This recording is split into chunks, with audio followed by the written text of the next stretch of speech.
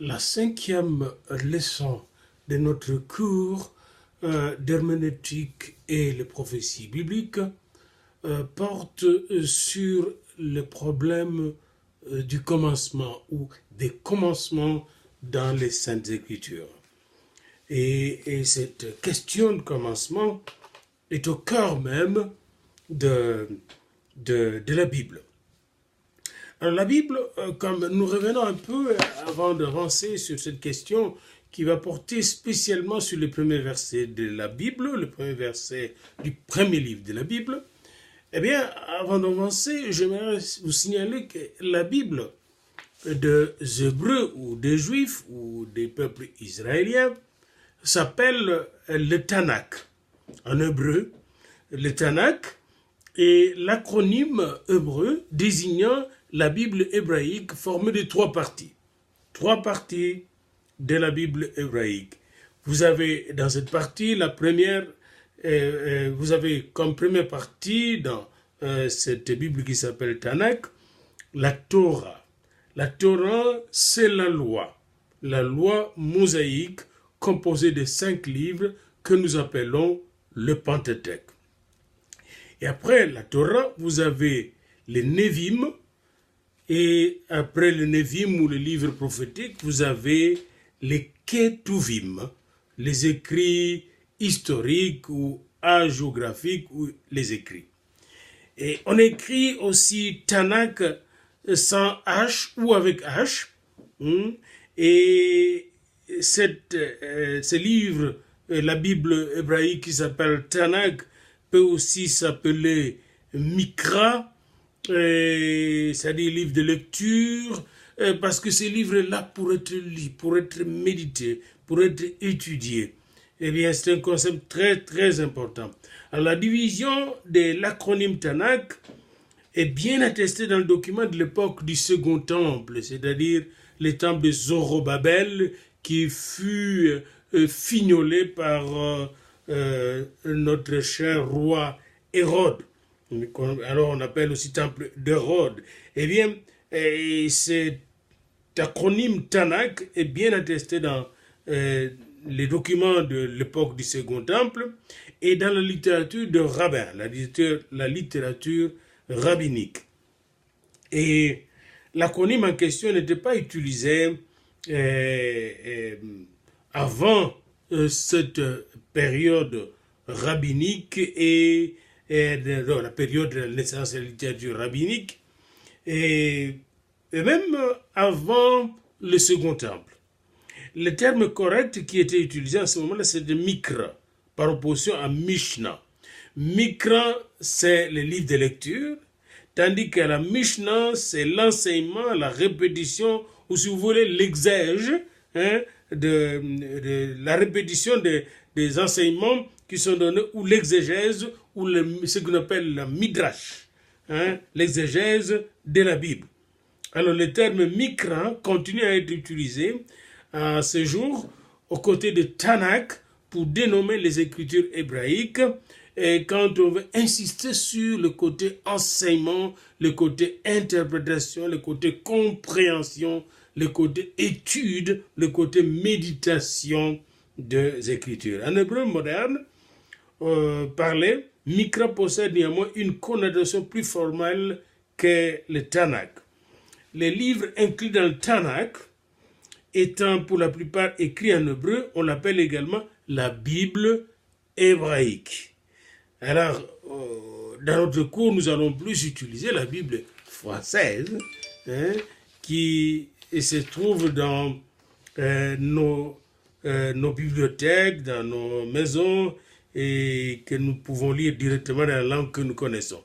Selon la tradition juive, le Tanakh est constitué de 24 livres, tandis que la Torah contient 5 livres, les Névim 8 livres et les Ketuvim 11 livres. Donc le Tanakh est constitué de 24 livres selon la tradition juive. Ces 24 livres sont les mêmes livres que ceux de l'Ancien Testament protestant. Parce que dans l'Ancien Testament catholique, on retrouve le livre qu'on appelle le livre deutérocanonique. Mais l'ordre de ces livres est différent que celui de protestants. Leur énumération est tout à fait différente. Mais le livre de la Genèse est toujours en tête, tant dans la Bible hébraïque que dans la Bible de protestants et aussi dans la Bible catholique. Le terme Ancien Testament bien connu est souvent perçu comme péjoratif chez les Juifs. Les Juifs n'ont pas d'Ancien et de Nouveau Testament, ils n'ont qu'un seul livre, la Bible, le Tanakh. Tandis que nous, les chrétiens, nous avons introduit l'Ancien et le Nouveau Testament. Ça n'existait pas chez les Juifs. Vous voyez? Et on peut dire, on peut aller plus loin même pour nous, les chrétiens.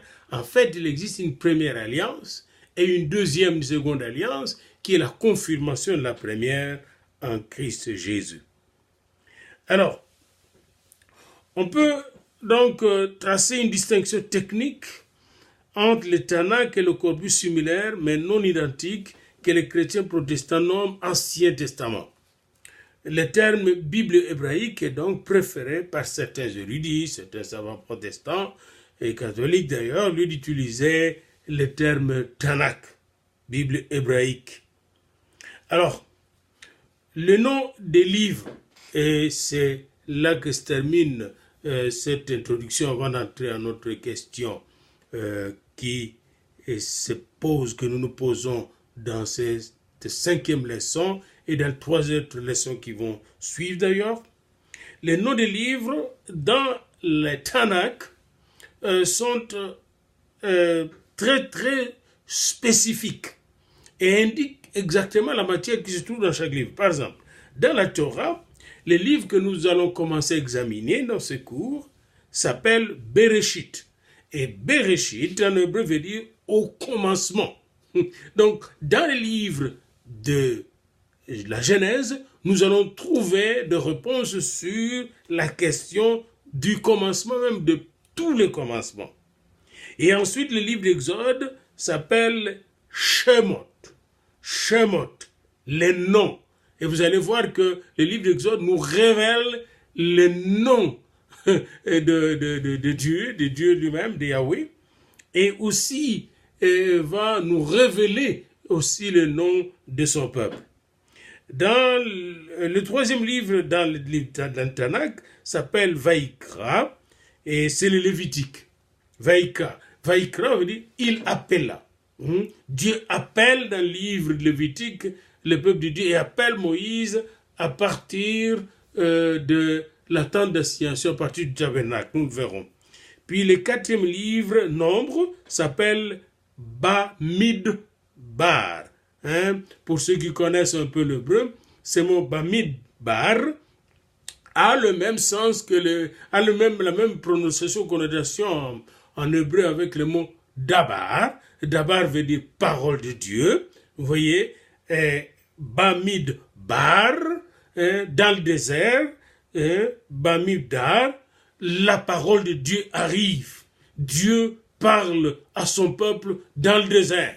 Vous voyez, et souvent c'est quand nous passons par des expériences de désert de notre vie que nous disposons plus à écouter la parole de Dieu. Et enfin, le 5e livre de Deutéronome s'appelle Devarim, qui veut dire parole. Vous voyez, parole de Dieu. Alors voilà un peu ça, c'est le nom des 5 premiers livres de Moïse, dans la Torah ou dans le Tanakh, et ces 5 livres qui s'appellent la Torah.